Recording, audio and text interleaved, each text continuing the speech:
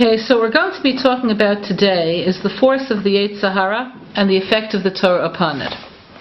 Vita beGemara, Zar Yetzer Hara v'azvicha hu litbonen tamid machshavotav v'hanagatav largiz alav.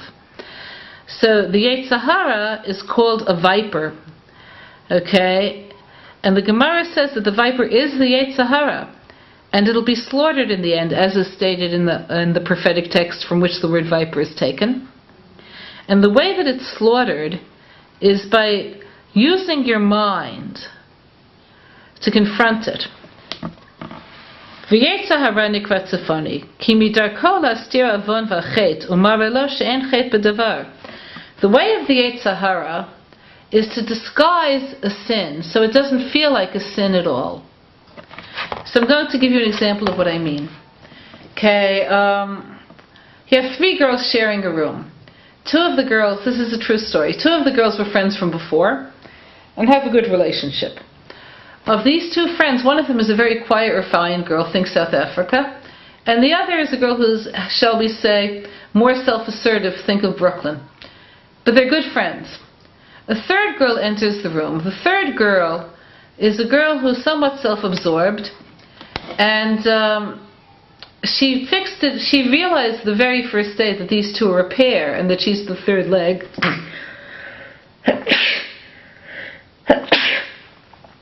So her friends are not the girls in the two rooms. She has other friends. So she'll hang out at her other friends' rooms until late at night. Then when she comes in to go to bed, she turns on the light. She isn't careful not to make noise when she gets undressed. And the other two girls find it extremely annoying. So girl number one, the South African, says, I find it terribly distressing when you open the light after we've gone to sleep. Would you mind next time just coming in more quietly or earlier? Okay, that's how she says it. Now I'll translate this to Brooklyn. Shut the light! Okay, can't you see we're sleeping? Okay. Now, as I said, the third girl is somewhat self-absorbed. So she says, oh, I'm sorry. And she gets undressed quickly, turns out the light, but this is what she does every night. Okay, so they spoke to the house mother, and the house mother said she'd take care of it. What she did or didn't do, I don't know, but nothing changed. They spoke to the rabbi, and the rabbi told the girl the Neve rule, okay, which is a rule that's very good for the girls, which is the person who complains is the one who has to leave, because our goal is to get people to learn how to deal with almost any situation. Okay, so what's her way of dealing? This was not the response the rabbi had hoped for. He had hoped for greater understanding, maybe a little bit of vatranut, maybe a little vatranut begats a little vatranut, whatever. But this isn't what happened.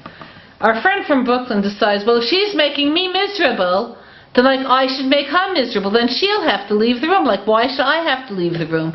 Especially if there's not another room for me and Sheila. I don't have to separate from Sheila just because she entered the room, right?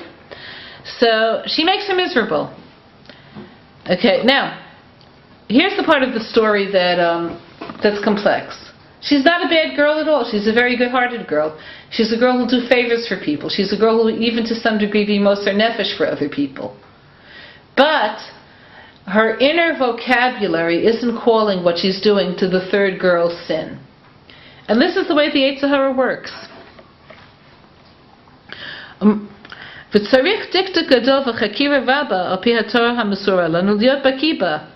So you have to really know Torah. What are permitted responses? Where actually is the line? How far are you allowed to go? What's permitted to say and what isn't permitted to say? What's permitted to do and what isn't permitted to do?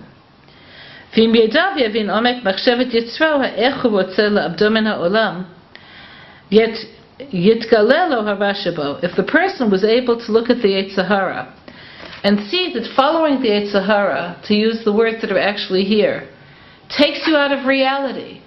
So let's go back to this room scene. How is this taking her out of reality?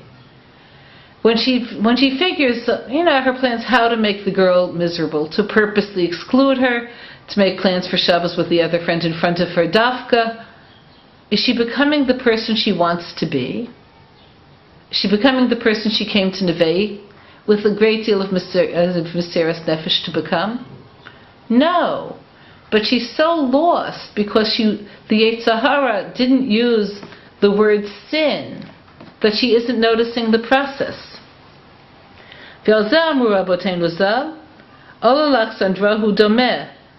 V'ruch tzfonit eno misoveves, v'hu pritza asher mitzafon, v'yetzarat tzafon b'libo shel adam, shebezeh motze petach patuach lechet, liyotzo l'sovro, she'en b'zeh avon asher chata. Says the Yetzer Hara is like a three-sided room where one side is always opened.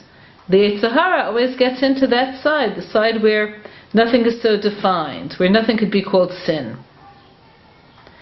And a person has to know Torah. So it's not just good intentions that will save you, and it's not just idealism. You have to know. Oftentimes the right thing to do is anti-intuitive. In his book on Emunah U'Bitachon, the Chazon Ish tells us the following story. There was a little shtetl back in Eastern Europe. The shtetl had a small population of Jews, let's say 100 Jews. And of those 100 Jews, 40 of them were kids. So they had a little cheder. Now, if there are only 40 kids, one cheder is more than enough cheders. But what happened was a new Malamed came to town. He came to settle there. So he opened a second cheder. And he had educational methods that the first Rebbe doesn't have. And he offered to accept the children with less tuition. So before you know it, the second cheder is in real competition with the first cheder. Ultimately, it was the first cheder that closed because people always like trying a new thing. Was he right or wrong? So the easiest thing to say, what do you mean? Where's right or wrong here? There clearly isn't room for two cheders, and there already is one. So by opening, he's putting this guy out of business. What's the question? So the answer in halacha, though, is that the children benefit through competition. What about this, that to initially get the kids to come, you had to show improved methods? The kids deserve competition, even though it may not be good for either teacher. So the reason I gave you this example is if you didn't know Torah, odds are you wouldn't know this. So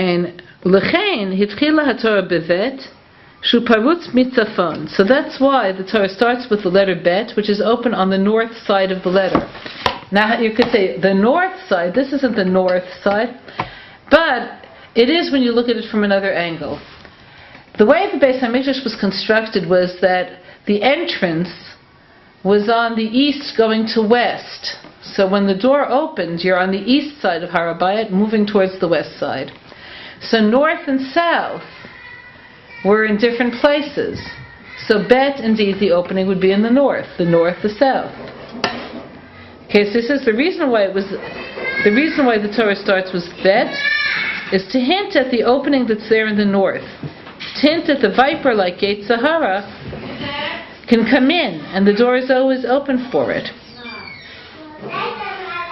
Okay, v'tzarich liot gibor b'Torah lamod b'peretz, as he concluded.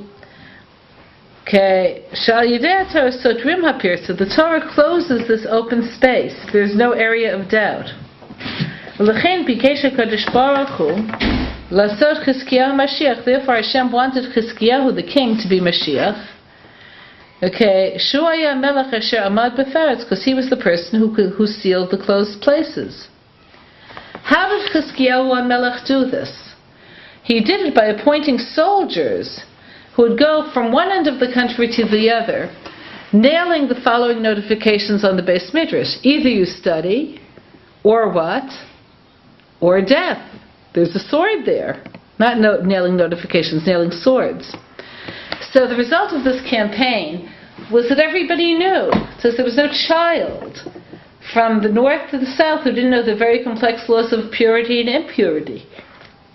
He should have been Mashiach because he taught people how to find the channels through which their desire to be good and to live good lives could flow through. This is what learning does. Without learning, you don't have it, which could be a terrible tragedy. I'll give you another example. I live in Har Nof, as some of you know. Har Nof is called Har Nof, which means mountain view, because it really is on a hill. So there are several streets in Har Nof. I have to show you this to appreciate it. The bottom street is Chai Taib. Above that is Rojin. Above that is Sholzen. Above that is Katzenellenbogen. Above that is Mishkolov. And above that is Kablan. I live on Kablan.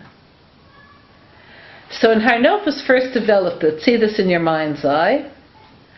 You can go from the elevator on Kablan one level down. And on the further level down, there's already a street that takes you all the way to the bottom. But alternatively, if you didn't get into an elevator and go to Katzenellenbogen, what could you do? You could only walk all the way to one end of Kablan and down and back to get to where there was through streets. So obviously people wanted to use our elevator. Eventually public stairs were built, but this was until they were built. So that meant there was a lot of wear and tear on our elevator. And sometimes people who were a little unusual were hanging around the elevator area. So one of the neighbors put up a sign, "No using the elevator unless you live in the building or are visiting someone who lives in the building." So I took it down. What kind of business is this? How are people supposed to get down the hill? Are they supposed to fly in their Superman capes? I didn't get it. So I took it down, the other person put it up. I took it down, the other person put it up. The other person actually scratched onto the elevator door, probably was one of their children who did it. "Do not go," to which I put a sign over it saying "Welcome," because I was angry by this point.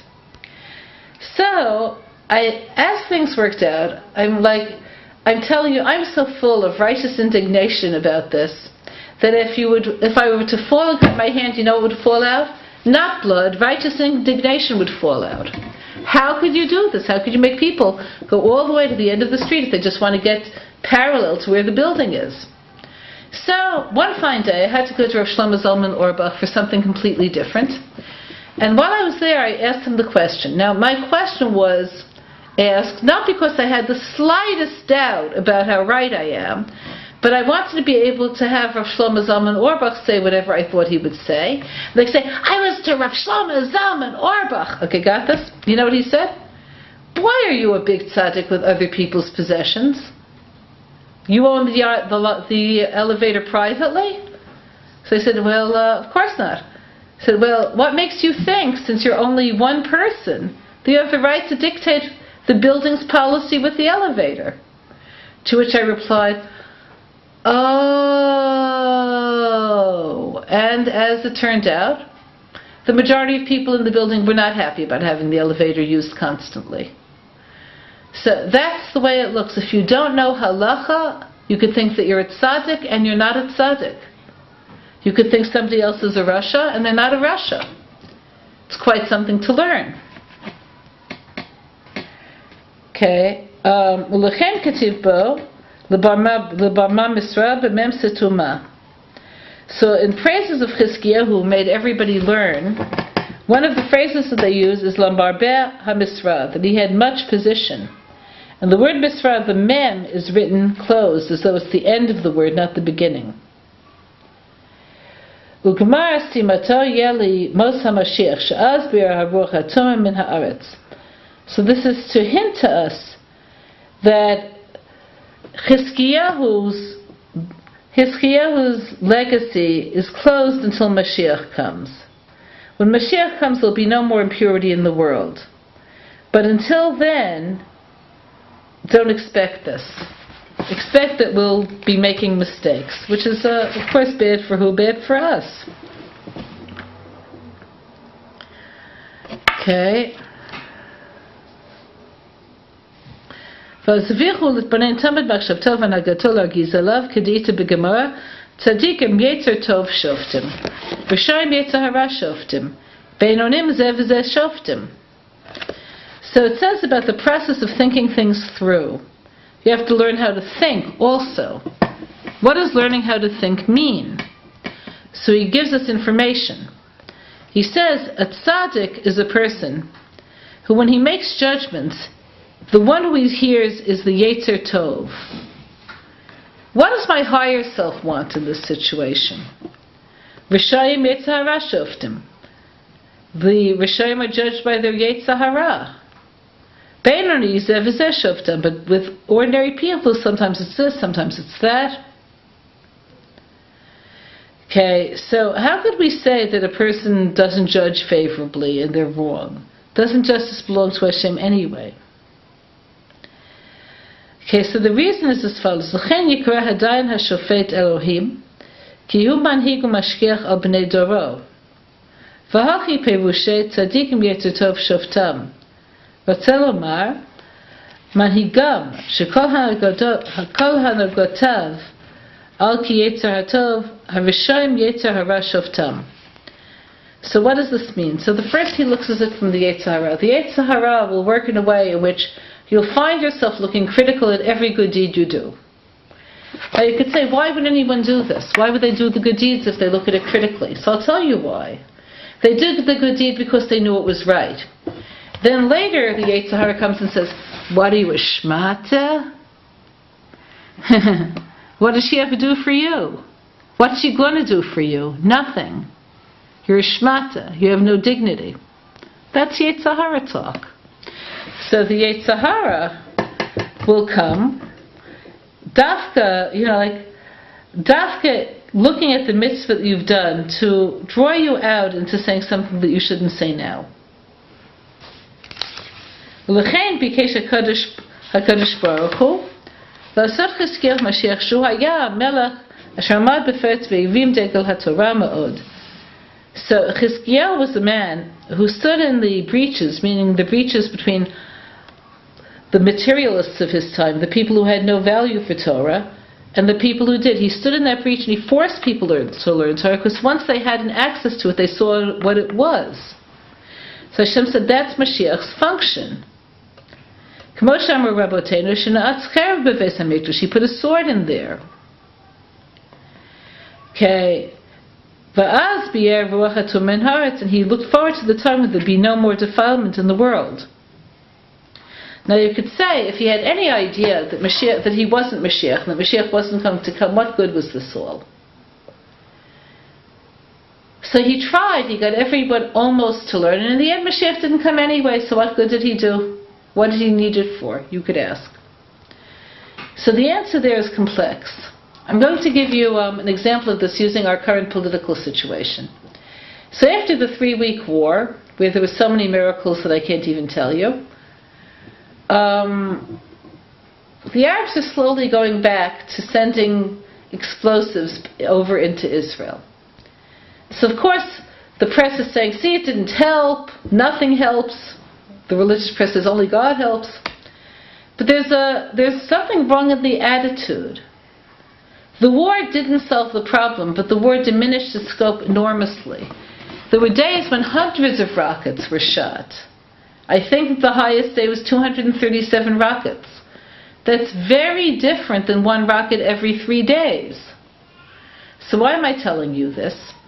The reason I'm telling you this is that in order to know what to do, to have the clarity of Torah, you have to accept that evil won't be vanquished.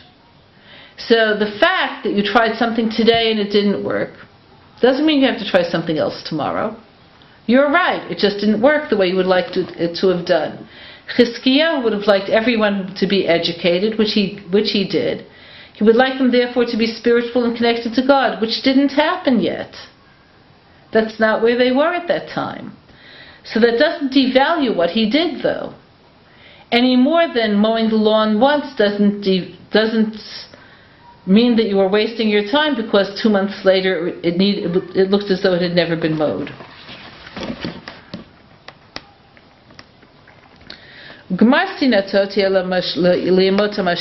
So uncovering everything will take place in the Messianic era. Because it's then that the spirit of defilement will be blown min haaretz, from the land. Ki yitgaleh haTorah bichlala, kamo shenemar, v'chol berach l'mudei Hashem, then the Torah will be known in all of its chapters. V'az, v'rav shalom b'naich, then you'll have true peace. Kem shalom ve'en pegara, v'elzanemar l'shlosha shalom en ketz. That time there'll be true peace, peace that affects everyone, and at that point there'll be peace that doesn't necessarily have an end because it's coming from Hashem who's endless. Okay, so that ended the piece that we had to say about the Yetzer Hara's disguise. Let's go further.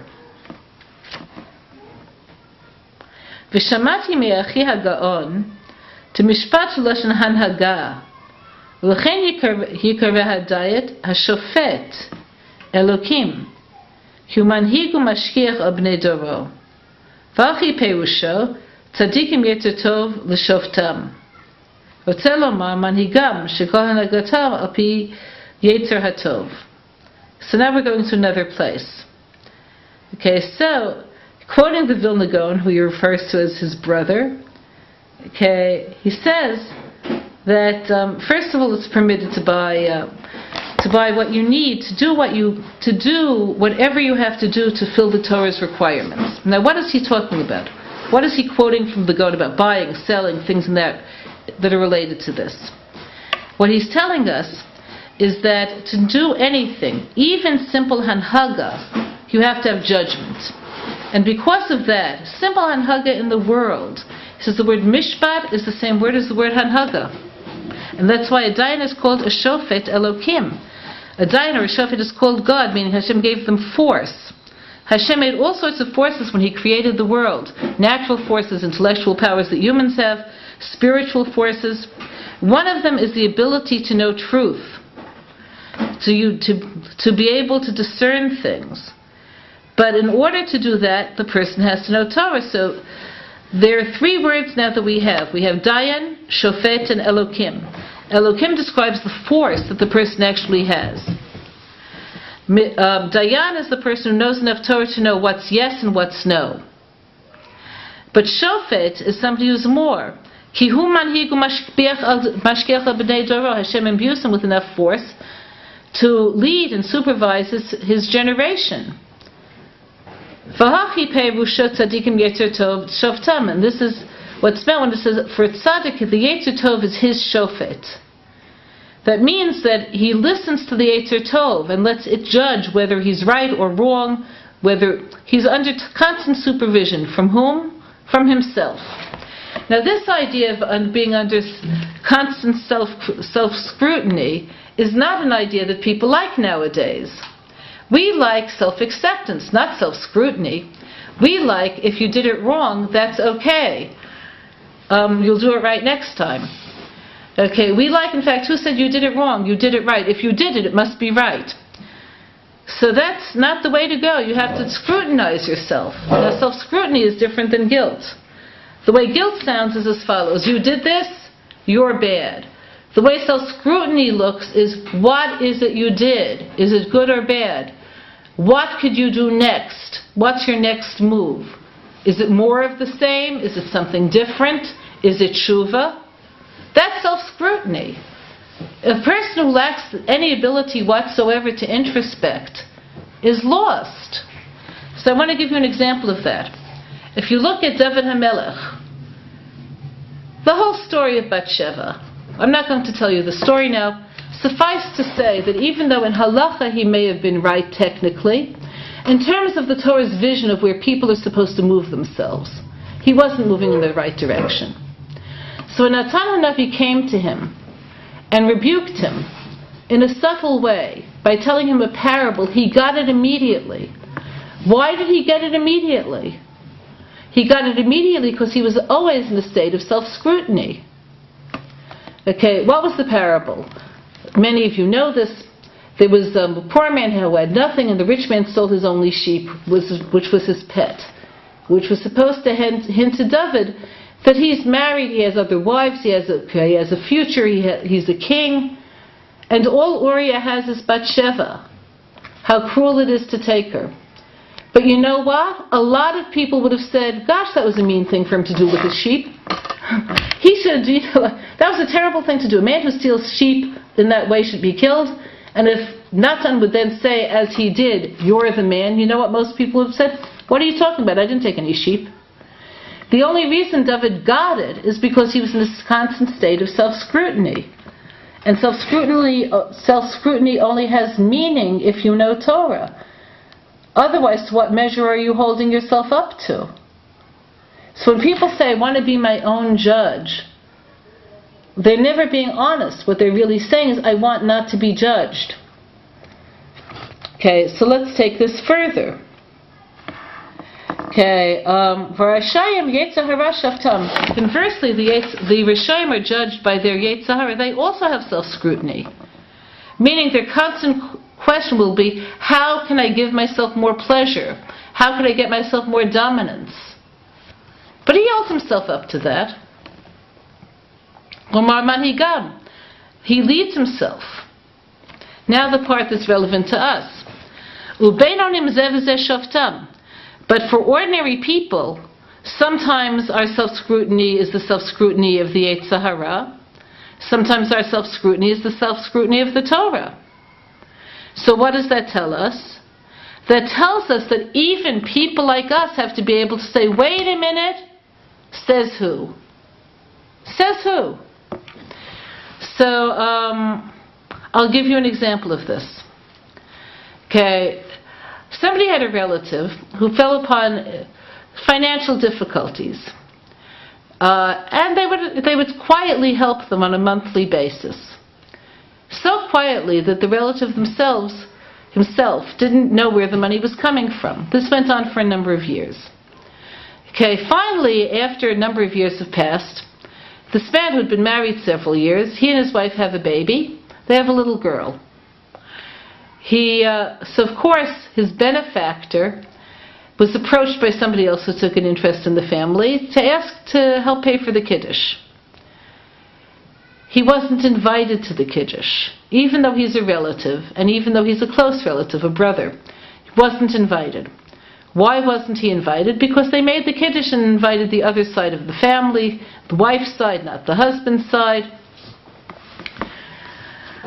What did he do? Do you think he gave the extra money beyond the monthly stipend he'd already been giving for years to a Kiddush that he should have been invited to and wasn't? Or not? He did. He gave the money. Why? Because he's a person who could think. Well, there's certainly an Indian to make a Kiddush for a girl. They certainly have to make a Kiddush. The need to make a Kiddush means they have to spend more money. They have to spend this money whether I'm invited or not. So if I have the money, and they're a relative, I should still help them because they really do need to make this expenditure. But he confided in me. His first thought was, I should pay for this Kiddush when they don't even have the decency to invite me? Okay. That's what I mean by Zeh v'zeh shoftam.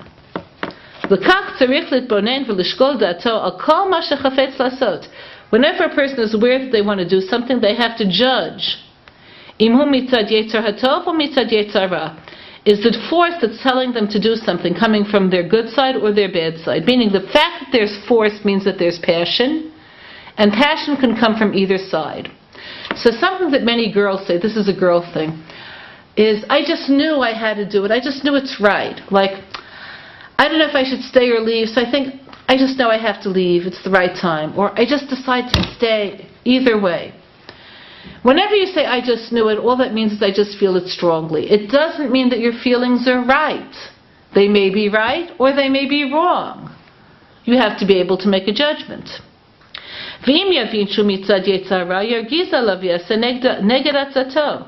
If you come to realize that it's from the Yetzer Hara, as the man in my example did, he realized the Yetzer Hara was trying to convince him to not help the family with their Kiddush expenses. So you have to face him, and you have to be aggressive, and he did. He gave him twice as much money as he was planning to.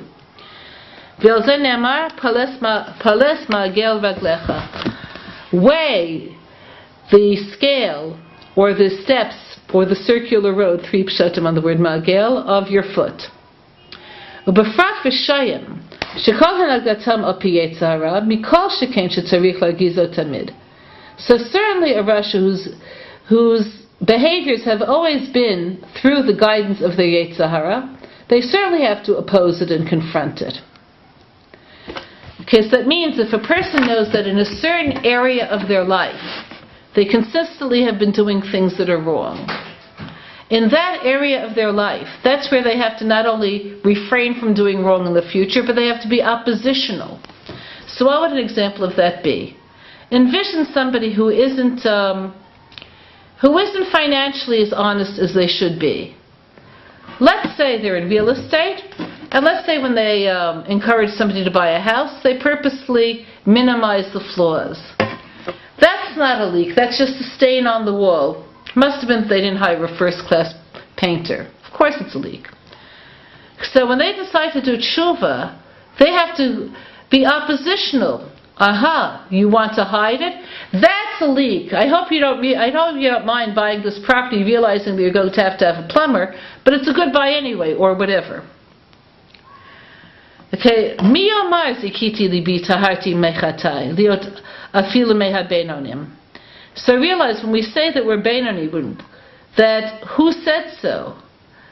We may be because of our lack of self-scrutiny doing countless things that are wrong, but because the pattern feels comfortable because of our lack of self-scrutiny, we do them again and again. V'ita b'gemara, sheraba amar alatzmo kegon anu beinonim. Okay, so the Gemara says about Rabbah that he said, for instance, me, I'm a Beinoni, meaning he had times of conflict. Because he was so able to self-scrutinize, he was fully aware that there were times when he could have gone either way. Bavadai rov machshavotav hu al pi yetzer hara. Most people's thoughts in general, where they have conflicts, take them to bed. So there has to be constant opposition. וזה שכתוב אינכם לא נוכח יביטו על פפיך ישירו נגדך, פירוש מי שעומד לנגדך, אתה עומד נוכחו ונגדו. So he quotes a pasuk from Mishlei. The pasuk says, your eyes should face those who are looking into your eyes, and your eyelids should be straight in front of you. Meaning you don't be the first one to blink if your opponent is the Yetzer Hara. You should be guarded against them. But I see Hashem in front of me always. So he was trying to get help against the Yetzer Hara through Hashem's helping him. Okay,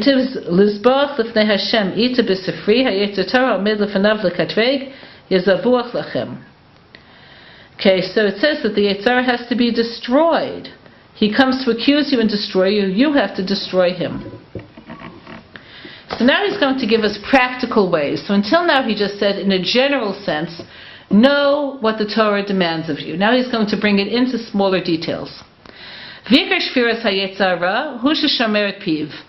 The main way to be guarded against the Yetzer Hara is to watch what you say.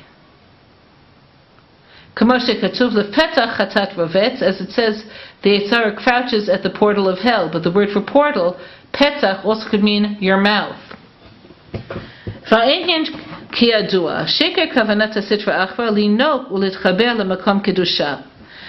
the reason why you have to be so guarded in speech is because, as we know, the main weapon or intent of the other side, meaning the Yetzer Hara, is to draw its energy from Kedusha. So that means that the Yetzer Hara's force could only feel credible if there's some good mixed in with the bad. So let's go back to the man in the Kiddush. Where was the good there? Justice. Justice is a real value. Is it just that I should support somebody and be there for them in their time of need forever and they don't even invite me? May not be a good way of using justice, but it's feeding on his sense of justice. And therefore, the Yetzer Hara could overtake Israel more than the nations. So you all know that it says that when we Jews fall, we fall to the bottom. And the reason is whatever ideal we tend to pursue, we'll pursue it with a whole heart. So this is why the early communists were mostly Jewish. But even if you take somebody who's, let's say, into profit, for them to be that driven, there has to be some spark of truth or goodness. I'll contribute to my philanthropies, I'll sustain my family the way they, quote, deserve, unquote. Whatever it is, there's got to be something there that's more than I just want to take. So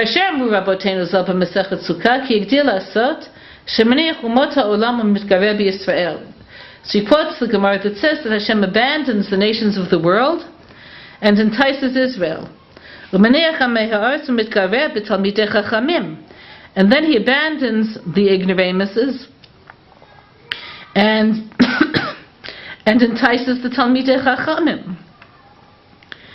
Okay, meaning that a Talmid Chacham who surely thinks he's right when he's wrong is the most dangerous foe to have ever, because he won't let go, because he's sure he's right, and he's passionately devoted to right. So we see tragedy after tragedy where people, not real Talmidei Chachamim, but people who think of themselves as such, but know something, will do terrible things in the name of their ideals. Okay, and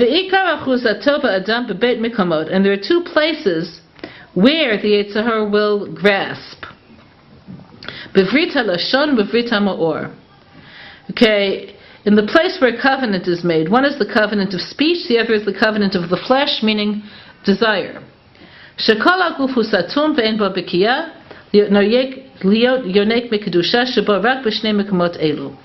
Because the body isn't open to receiving Kedusha, and we just said that it's Kedusha that sustains evil, except in these two places.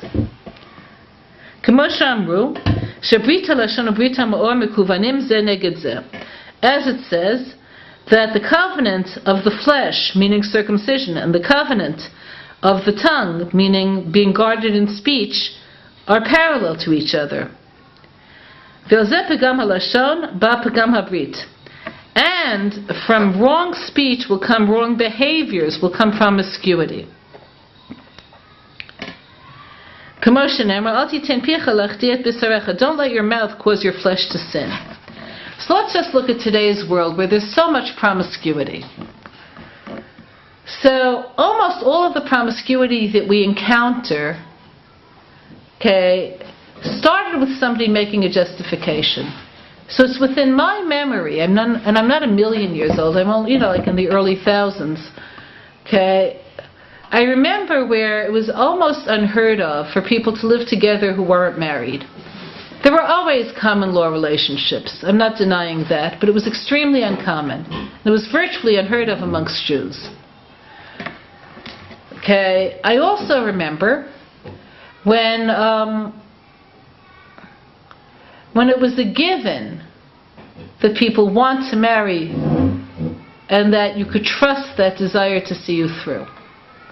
Everything changed. How did everything change? It changed from somebody questioning the validity of marriage as an institution, saying it's just another one of these bourgeoisie, ridiculous pieces of repression that they've been foisting on us. This was the voice of the 60s. The 60s was a very idealistic time to live. It was a very interesting and, in some ways, beautiful time to live. But the voices that spoke with such righteousness and passion were all wrong.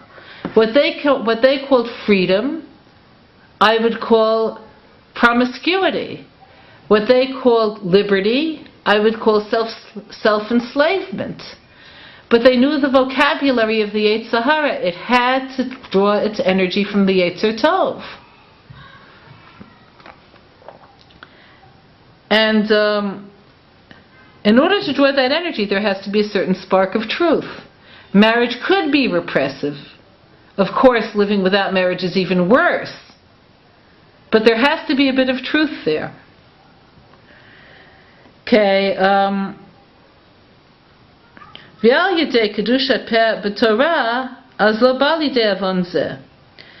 if a person's conversation is conversation of Torah, it's not going to be simultaneously conversation of nonsense and lashon hara. Kamo shenemar, v'saveya yalin bal yipakei dva. If a person is satisfied, no evil will befall them. V'amru, kol hamasbi atzmo b'divrei Torah v'chulei. A person who's satisfied with divrei Torah won't need to satisfy themselves in other ways. So what he's saying is that the feeling of goodness that a person has from studying Torah sustains them. But if a person isn't speaking Torah, since we need self-expression, and since the mouth demands an outlet, okay, then we'll say other things. We'll create false idealisms. And those false idealisms will ultimately affect our actions and what we do. So when a person says the wrong things, in the end they'll do the wrong things. Okay, shehu etzem hara ha'orla ha'mikafetet etavrit k'mo shenemar v'hi er b'chor Yehuda ra v'chulei. So this sin against the covenant, sexual sin, could also involve actually trying to move oneself back to have no consciousness of sin in those areas of life. So it says, for instance, with Yehuda's son, Aaron Onan, what was the sin for which they were moved from the world? They would spill seed rather than let their wife become pregnant. So all of this has to do with redefining good or bad. Good equals a beautiful wife. Bad equals pregnancy. Therefore, I have to do what I have to do. L'chein ikar tigbarat hayetzahara be'elu shtei mekamot. Alef b'bekam lashon. So therefore, the Yetzer Hara is stronger in these two places, and the first of the two is with the tongue. Shenemar, and how do we know that Lashon Hara is even worse than promiscuity, that it's the cause and promiscuity is the effect and not vice versa? Because it says, V'chulam ba'avak Lashon Hara, that it says all people transgress a bit of Lashon Hara. V'yoter b'bittul Torah. It doesn't say all people have committed bittul Torah. So first of all, what is avak Lashon Hara, the dust of Lashon Hara? It's when you say something that's technically permitted but will no doubt evoke Lashon Hara. Or something that could be understood in more than one way, that you say knowing full well that it will be understood the wrong way. So an example of that would be, let's say you have a friend who suffers from an eating disorder. And you say, she really looks like a model. And you know that the response you're going to get is, I thought she was finished with her bulimia. That's avak Lashon Hara. Or if you say, they really do incredible Shabbosim, it's like so lavish, and you know the response you're going to get is, when are they going to pay their debts? You know, that's avak Lashon Hara. So notice it's false righteousness that motivates both of them.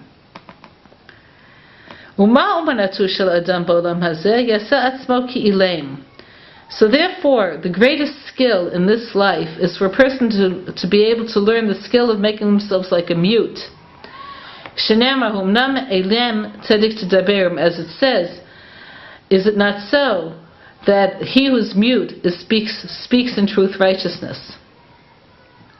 So that means the Torah is the righteousness that we're talking about. Okay, so there's of course, when you ever tell people like silence is golden, or the biggest skill in life is to learn to be like a mute, they say, but you have to express yourself, otherwise there's no openness, there's no friendship, there's no honesty, there's no legitimacy in relationships. All of that's true. He's speaking about a very specific sort of being a mute. Be a mute when your true intent is anything that isn't positive. So you have to ask, am I building or am I destroying? And how do I know what building and destroying is? And this takes us back to the significance of knowing what the halachas actually are. V'amru abotenu zal b'perek haboneh, mem pitucha mem setuma, mamar patuch mamar satum. Shetzarich haTorah sheyeh mamar patuch, v'lashon hara mamar satum. So, therefore, the Gemara says that the letter mem is sometimes opened, sometimes closed. Why? Because it stands for the word ma'amar. The word mem stands for ma'amar. Sometimes speech should be opened, and sometimes it should be closed. In Lashon Hara, it should be closed. L'chein kishenitna brit milah la'Avram Avinu nosaf ba'ot hey. This is why when the mitzvah of circumcision was given to Avraham, the letter that was added to his name was the letter hey. Sha'ot hey remez al haTorah, because that letter is a hint at Torah. Kamoshin Emor Rabotenu Zala Pasuk Yom HaShishi.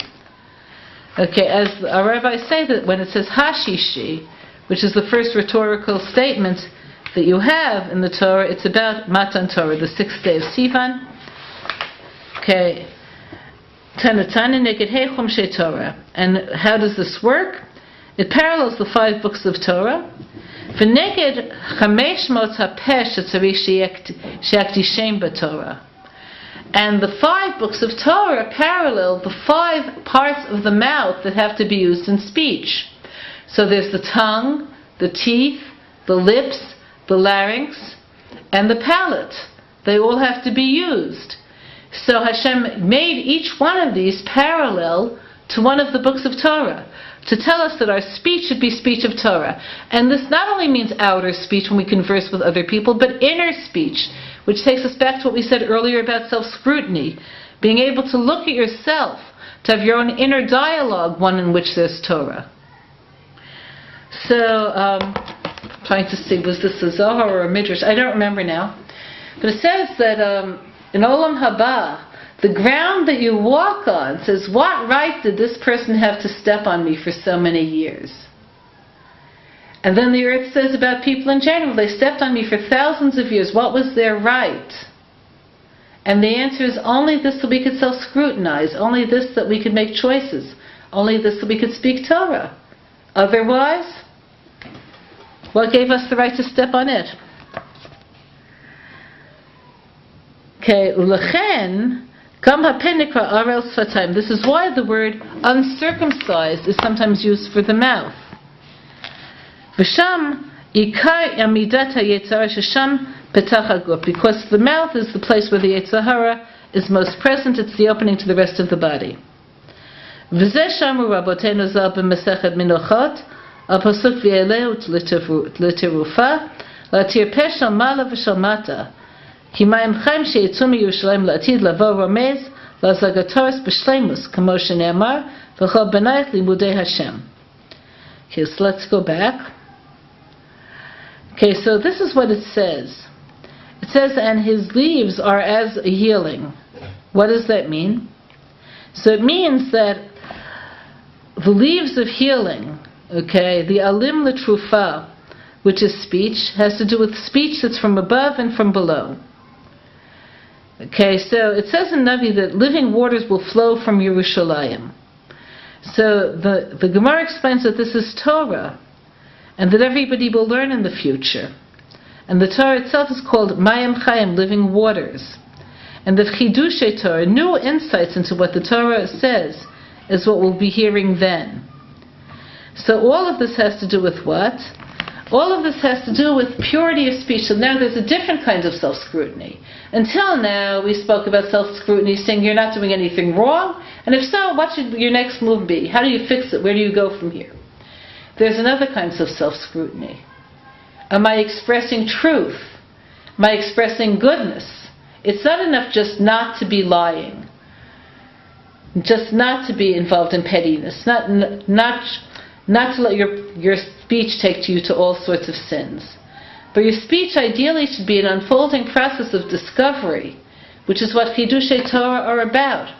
Chidushei Torah doesn't mean making up things. It means having real insights that are based on your ever-broadening grasp of what the Torah always is actually saying. So you could sanctify your speech through Chidushei Torah. And when you do that, you end up executing the Yetzer Hara. Okay, so taking the same idea further. Okay.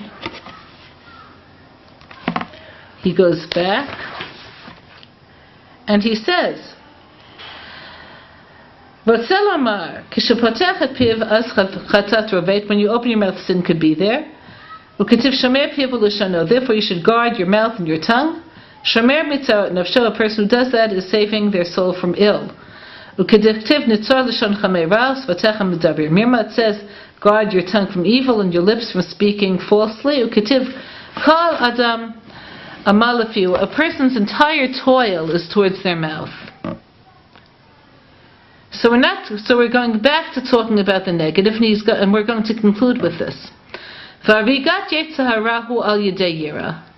how How do you get the self-control not to speak Lashon Hara? So he says it only comes from Yira. Okay, what kind of Yira? What kind of Yira? So there are three kinds of Yira. The first and most basic kind is fear of punishment, meaning if I say this, I'll have to suffer for it, so why should I say it? Which is certainly better than nothing. A higher level of Yira is saying this is damaging to me. What kind of person says this? What kind of person wants to even listen to this? This is what creates negativity and bad feelings. A higher level than that is that I'm in God's image. He gave me the ability to speak and define and create relationships. How could I face Him if this is how I used His gift? How could I face Him? So Yira is the key to getting beyond bad speech patterns. Okay, so when a person has that, he could literally break his Yetzer Hara in two. And this is also called Shvirat HaRatzon. He could break his will in two segments. Meaning, instead of doing battle with himself between I want and I want, he'll be able to notice what this aspect of me wants, and this aspect of me wants something else. And once that's done, the path towards being able to break one's negative will is there. Okay. טוב, הוא כתיב, אתה ידעתי כי ירא אלוקים אתה, במה ששובר את יצרו. Okay, so it says about Avram, now I know that you fear Hashem. How could Hashem know this? From this that he slaughtered his Yetzer Hara. He was no longer drawn towards anything that could be in any way be viewed as destructive. Okay. וכשמרגיש יצר רע, יצר טוב ויצר רע ובא לכלל יראה, מקיים כמה מצוות, כי היראה נכפלה בתורה נ"ב פעמים. Okay, so if you have one moment of yira, one moment of saying, I'm going to scrutinize my speech and my thought, 1 minute of that, so then you're doing more than one thing. So as you know, because we learned this more than once, it says Hashem, how great is the king who shoots one arrow, but it could hit many targets. So similarly, it says 52 times in the Torah to have fear of Hashem. The number 52 in Gematria is the word ben, son. You give birth to yourself through your fear of Hashem. As this inner trembling before Him and the feeling of accountability that we have takes us into finding means of self-expression that lend themselves to Hashem's presence. That you could, I'm not embarrassed to think this and to be aware of God at the same time. I'm not ashamed to say this and to be aware of God at the same time. So this is what we'll leave off with now, and have a very good week.